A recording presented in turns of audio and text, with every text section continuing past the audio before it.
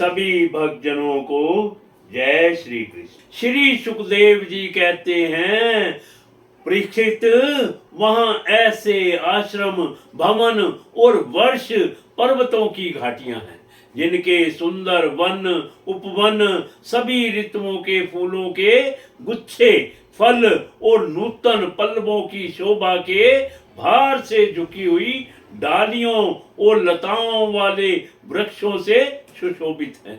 वहां निर्मल जल से भरे हुए ऐसे जलाशय भी हैं जिनमें तरह तरह के नूतन कमल खिले रहते हैं और उन कमलों की सुगंध से प्रमुदित होकर राजहंस, जलमुर्ग, कारंडव, सारस और चकवा आदि पक्षी तरह तरह की बोली बोलते तथा विभिन्न जाति के मतवाले भौरे मधुर मधुर गुंजार करते रहते हैं।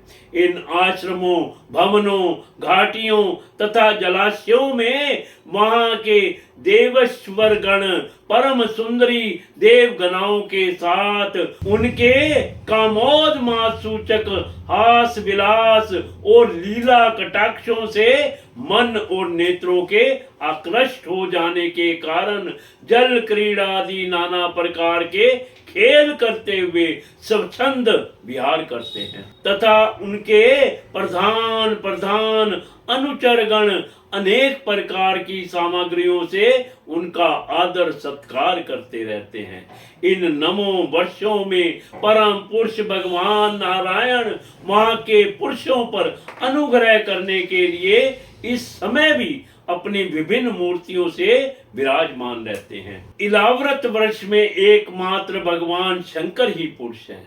श्री पार्वती जी के शाप को जानने वाला कोई दूसरा पुरुष वहां प्रवेश नहीं करता, क्योंकि वहां जो जाता है वही स्त्री रूप हो जाता है। इस प्रसंग का हम आगे नवम स्कंद में वर्णन करेंगे।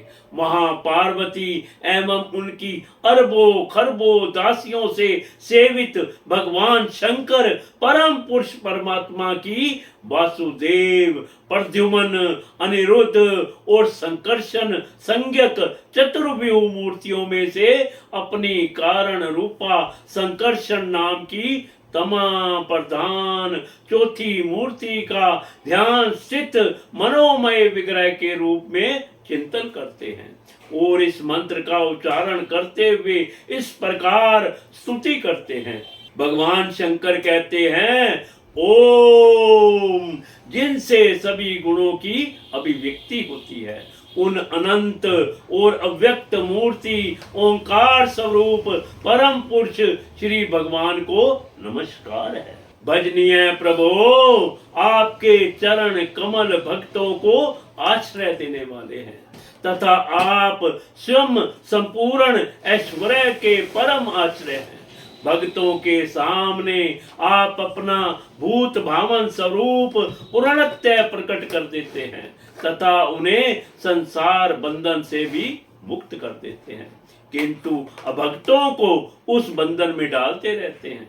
आप ही सर्वेश्वर हैं, मैं आपका भजन करता हूँ। प्रभु, हम लोग क्रोध के आवेग को नहीं जीत सके हैं तथा हमारी दृष्टि तत्काल पाप से लिप्त हो जाती है, परंतु आप तो संसार का नियमन करने के लिए निरंतर साक्षी रूप से उसके सारे व्यापारों को देखते रहते हैं। तथापि हमारी तरफ आपकी दृष्टि पर उन माइक विषयों तथा चित्त की वृत्तियों का नाम मात्र को भी प्रभाव नहीं पड़ता।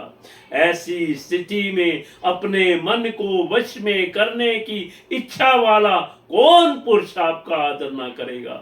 आप जिन पुरुषों को मधु आसवादी पान के कारण अरुण नयन और मतवाले जान पड़ते हैं, वे माया के वशीभूत होकर ही ऐसा मिथ्या दर्शन करते हैं तथा आपके चरण स्पर्श से ही चित्त चंचल हो जाने के कारण नाग पत्नियां लज्जावश आपकी पूजा करने में असमर्थ हो जाती हैं। वेद मंत्र आपको जगत की उत्पत्ति, स्थिति और लय का कारण बताते हैं। परंतु आप स्वयं इन तीनों विकारों से रहित हैं, इसलिए आपको अनंत कहते हैं। आपके सहस्त्र मस्तकों पर यह भूमंडल सरसों के दाने के समान रखा हुआ है। आपको तो यह भी नहीं मालूम होता कि वह कहाँ स्थित है, जिनसे उत्पन्न हुआ मैं अहंकार रूप अपने त्रिगुणमय तेज से देवता, इंद्रियें और भूतों की रचना करता हूँ।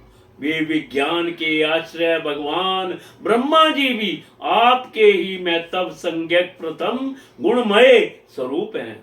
महात्मन, मैं तत्व, अहंकार, इंद्रियाभिमानी देवता, इंद्रियां और पंचभूत आदि हम सभी डोरी में बंधे हुए पक्षी के समान आपकी क्रिया शक्ति के वशीभूत रहकर आपकी ही कृपा से इस जगत की रचना करते हैं।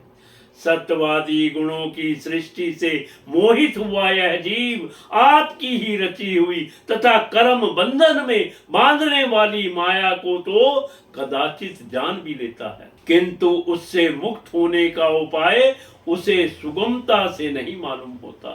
इस जगत की उत्पत्ति और प्रलय भी आपके ही रूप, ऐसे आपको मैं बार बार नमस्कार करता हूँ।